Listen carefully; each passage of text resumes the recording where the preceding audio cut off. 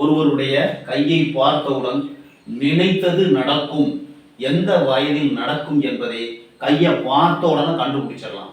எப்படி கண்டுபிடிக்கலாம்? இப்போ நம்ம ஒரு கையை பார்க்குறோம். இந்த கையை பார்த்தோன்னா அவர் ரொம்ப நாளாக சின்ன வயசுலேருந்து நினச்சிட்டு இருப்பார், இதை செய்யணும் அப்படின்னு நினச்சிட்டு இருப்பார்.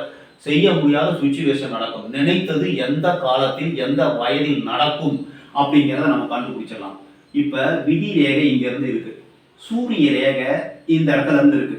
அதாவது வாழ்க்கையில 35 வயசுக்கும் மேல வாழ்க்கையில் நினைத்ததை நடத்தி காண்பிக்கக்கூடிய ஒரு வசதி வாய்ப்பு, ஒரு நேரம், நல்ல ஒரு இதெல்லாம் உருவாவதற்கு வாய்ப்புகள் உண்டு. இந்த ஆயுள் ரேகையில மேல் எழும்பக்கூடிய கிளைகள் வரும்போது நடப்பதற்கு வாய்ப்பு உண்டு. இது ரெண்டும் இல்லை. இப்ப சூரிய ரேகையும் இல்லை, இதுன்னு இல்லைன்னா ரொம்ப சிரமப்பட்டு தான் நினைச்சதை நடக்கிறதுக்கு முயற்சி பண்ணும், நடக்கும். ஆனா இந்த சூரிய ரேகை எந்த வயசுல ஆரம்பிக்குதோ அப்ப நீங்க முயற்சி